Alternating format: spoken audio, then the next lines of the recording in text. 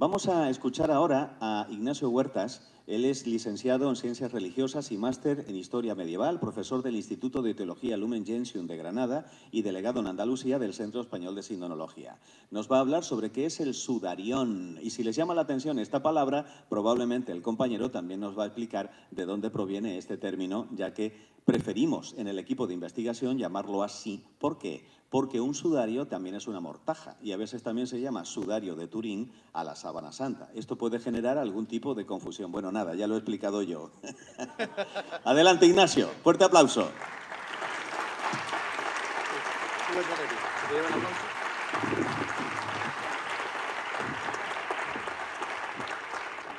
Me va a explicar.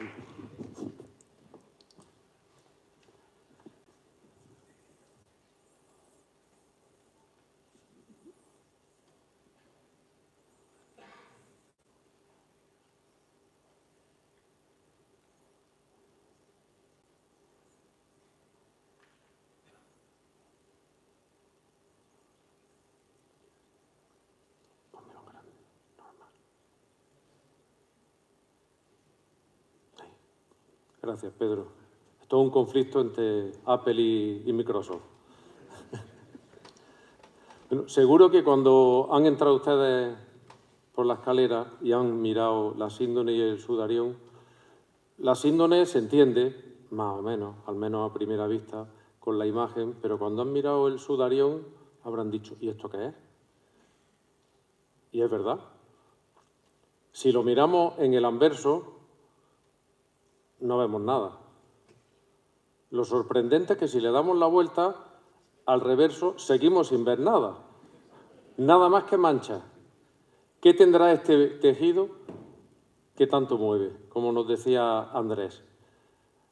Un tejido que en el reverso, en ese lado izquierdo, estuvo en contacto con la cabeza de un cadáver que pensamos que no sería cualquier cadáver.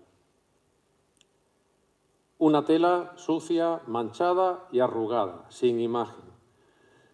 Lo cual ha hecho que durante mucho tiempo no se llame la atención al tejido, pero sin embargo contiene muchísima información.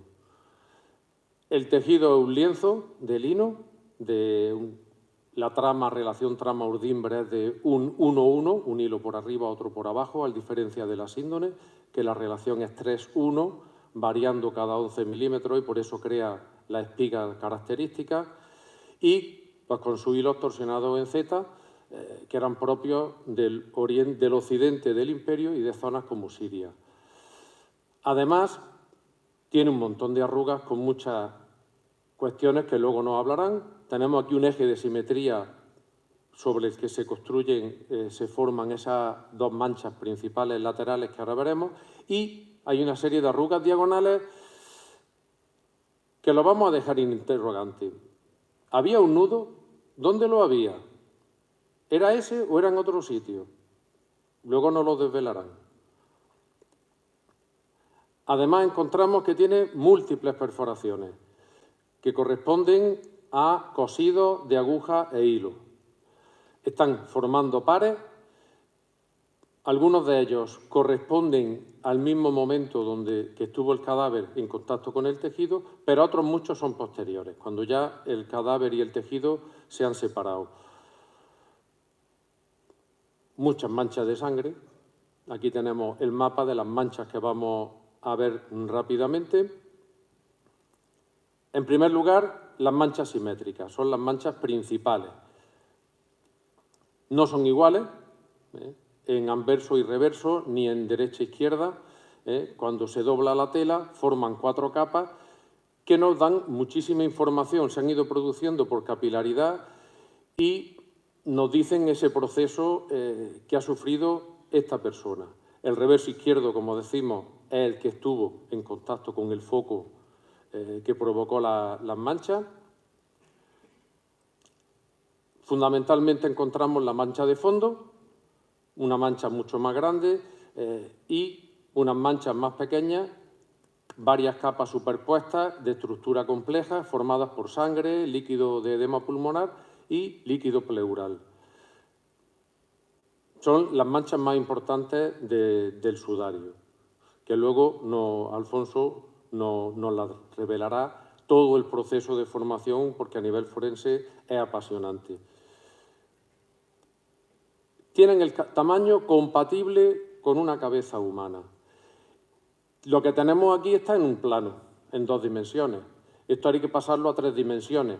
Cuando lo colocamos sobre un busto humano de una cabeza, concuerda todo perfectamente y podemos ubicar la salida de la boca, la nariz, el pómulo, el arco de la ceja. Podemos ir ubicando toda la anatomía de un rostro humano. Luego tenemos una serie de manchas no simétricas. Empezamos viendo las manchas puntiformes, son manchas producidas por un objeto punzante que ha dejado esos depósitos goticulares. Ahí son sangre vital con un cerco de suero hemático a su alrededor y coinciden con la parte posterior de la cabeza. Podrían ser compatibles con una corona de espinas. Tenemos también esta mancha más pequeña, la llamada mancha alas de mariposa, por la forma que tiene. Es una mancha simétrica constituida por sangre líquido de edema pulmonaris, posiblemente líquido pleural o pericárdico. Es una mancha formada por un pliegue. Vemos a los lados los puntitos de la costura que se ha tomado para coserlo posiblemente sobre el pelo. Tenemos la mancha de Ricci. ¿Por qué de Ricci? Porque fue el que cortó ese trozo que falta. También la llamamos mancha de la esquina. Es una mancha compleja. Está formada por todos estos mismos fluidos que estamos viendo. El edema pulmonar con un cerco de líquido pleural. Y finalmente, 2 grandes manchas, una en cada lado, la mancha en acordeón y la mancha difusa. La mancha en acordeón, una mancha que no tiene prácticamente sangre, formada por líquido pleural y pericárdico. Estos líquidos solo salen por boca y nariz. Luego ya nos está dando una información que luego nos desvelarán. Y la mancha difusa es una mancha muy grande, ocupa prácticamente el 25% del lienzo. Debió cubrir el lado izquierdo de la cabeza. Y además encontramos mucha contaminación, mucha suciedad en el tejido, que también nos aporta mucho. Ahí tenemos una lista orientativa de muchas de las cosas que encontramos.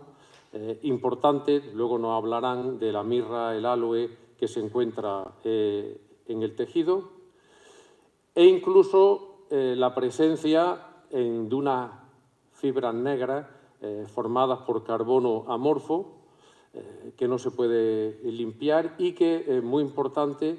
Este carbono, que proviene de quemados y de aceites industriales, posiblemente de las lámparas de aceite, puede afectar a la datación del tejido. Y esto es un dato muy importante a la hora de trabajar con el tejido.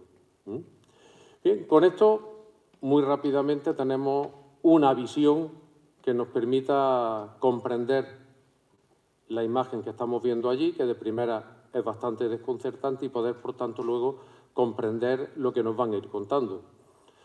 Es decir, ya sabemos, en principio, aunque sea superficialmente, interpretar las telas, y ahora viene lo interesante, ahora viene lo bonito, a partir de que yo me calle y me baje, y ahora podremos profundizar en el hombre que han envuelto estos tejidos. Muchas gracias.